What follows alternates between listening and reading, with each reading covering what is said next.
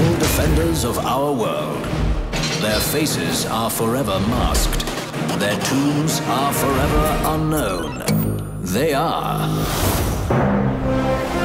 the Wonderful 101! I knew we forgot someone. You. Well, you gotta give this game one thing. The title doesn't lie.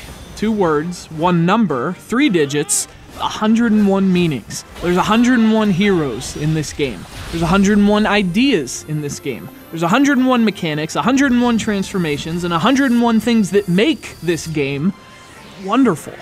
There's just one problem. There's also 101 problems, which is kind of a big problem for the Wonderful 101. Wonder Punch!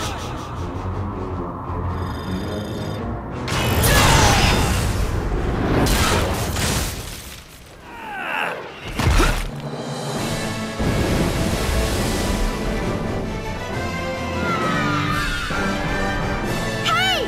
Wonderful 100! No way! Wonderful Ones, can I have your autograph? Of course, if there's one thing that's not a problem for this game, it's the talent of its creators. The Wonderful 101 comes from Platinum Games, the visionary developers behind games like Bayonetta, Mad Worlds, and once upon a time, a pair of games called Okami and Viewtiful Joe. So obviously, if Platinum has a calling card, it's creativity. Just jarring, uncompromising creativity at all costs. With the Wonderful 101, there are certainly costs.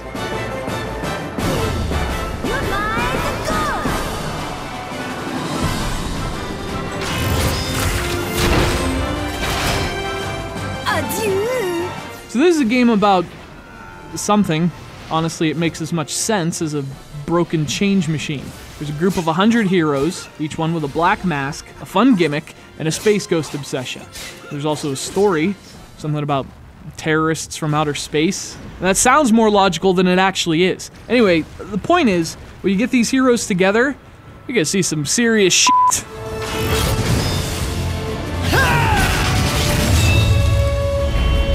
So, the Wonderful 101 is a strange, complex, and overwhelming explosion of unique gameplay ideas and Japanese weirdness. But if you peel away some of those layers, you can strip this thing down to a few primary ingredients. I mean, this is really just a Viewtiful Joe and Pikmin salad with some Okami croutons, Power Rangers vinaigrette. It's a very cool design, and there's really nothing like it. At least, not on this planet. This time, the mighty Lambo will wipe their simpering smiles from the face of the planet!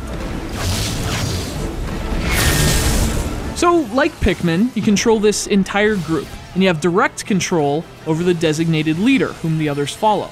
The more the merrier, too, because with more heroes comes way more powerful attacks. They all sort of just come together, transforming into the very same weapons and gizmos you're drawing on the touchscreen. Hence the Okami croutons, which are delicious, by the way, a little bit salty.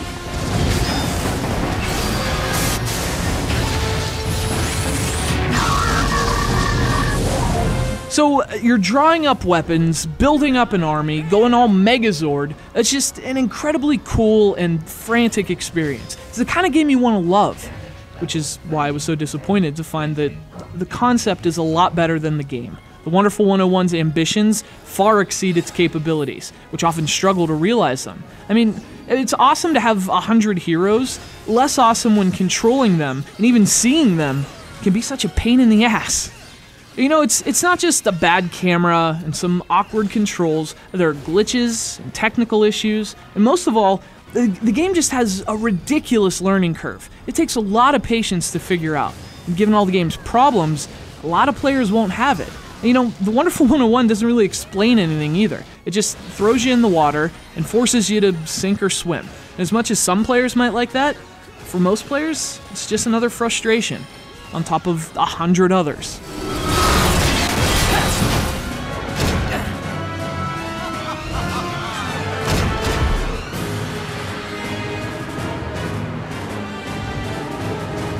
Then again, frustration has never been this cool. And there are just as many reasons to love this game. Even when it pisses you off and gives you a headache, you still want to go back. You know, it's kind of sad we live in this black and white world where games can only be amazing or awful. because black and white doesn't really apply to the Wonderful 101. This game exists in its own world, and in that world, drawing circles summons giant people fists, fat Frenchmen wear green spandex, and even a flawed video game can still be wonderful.